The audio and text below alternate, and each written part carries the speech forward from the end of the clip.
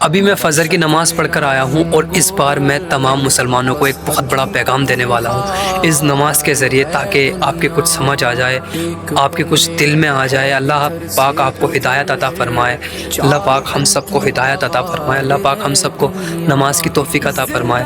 جب میں رمضان کے مہینے میں اس مسجد میں فجر کی نماز پڑھنے جاتا تھا تو لگ بھگ یہ مسجد 3 منزلہ ہے، اور تینوں منزلہ مسجد فجر کی نماز میں رمضان کے ٹائم پہ فل ہو جاتی تھی۔ اور اب نارمل دنوں میں جب میں دیکھ رہا ہوں تو اس مسجد میں 3 صفیں بھی پوری نہیں ہو پا رہی۔ اور صرف اسی مسجد کا عالم نہیں ہے، یہ ہر مسجد کا، ہر گاؤں کا، ہر شہر کی مسجد کا یہی عالم ہے۔ آج ہم لوگ دنیا بنانے کے چکر میں نماز سے دور ہوتے جا رہے ہیں، جبکہ ہمیں یہ پتہ ہے کہ اللہ سب سے بڑا ہے، اللہ نے ہمیں پیدا کیا ہے اور وہی موت دے گا۔ ہمارے آقا نبی کریم صلی اللہ تعالیٰ علیہ وسلم اللہ کے آخری نبی ہیں، اور وہ دنیا میں ہمارے لیے دین لے کر آئے۔ اور ہم لوگ یہ بھی جانتے ہیں کہ اللہ ہر حال میں روزی روٹی دینے والا ہے، اللہ ہمیں ہر حال میں روزی روٹی دے گا، اور صرف ہم مومنوں کو ہی نہیں بلکہ ان لوگوں کو بھی دیتا ہے جو اللہ کے نافرمان بندے ہیں، جو اسے جانتے تک نہیں، جو اسے مانتے تک نہیں، جو اسے پہچانتے تک نہیں، جو اس کی ذات سے واقف نہیں ہے، وہ ان لوگوں کو بھی روزی دیتا ہے۔ جب اللہ روزی دینے والا ہے اور اللہ سب سے بڑا ہے اور اللہ ہماری ہر حال میں حفاظت کرنے والا ہے، اور ہمیں یہ بھی پتہ ہے کہ نیند سے بہتر نماز ہے نہیں ہے، ہمیں یہ بھی معلوم ہے کہ نیند سے بہتر نماز ہے، تو پھر بھی ہم اپنی نیند چھوڑ کر کیوں نہیں جاتے؟ کیوں ہم نماز سے بہتر نیند کو سمجھتے ہیں؟ ہم کیوں نہیں جاتے اٹھ کر اللہ کے ذکر کی طرف؟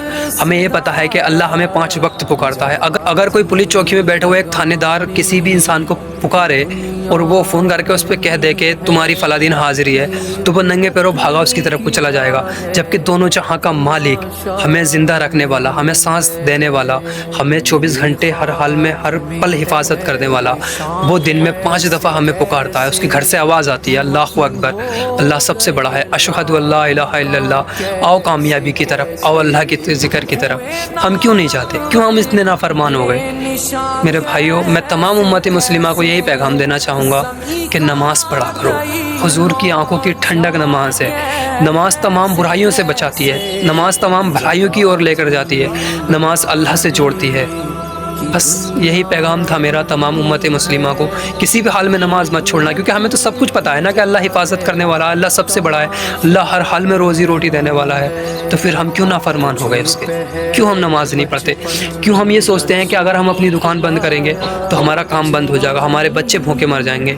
کیوں ہم یہ سوچتے ہیں کہ اگر ہم اس گراہک کو لوٹائیں گے نماز کی وجہ سے تو اللہ ہمیں روزی روٹی نہیں دے گا، جبکہ اللہ خود فرماتا ہے کہ میں ہر حال میں اپنے بندے کو روزی دینے والا ہوں اور ہر حال میں دیتا ہوں، بھلے سے وہ میرا نافرمان ہو یا فرما بردار ہو یا پھر مجھے نہ جانتا ہو، کیونکہ پیدا تو ہر مخلوق کو اللہ نے کیا ہے۔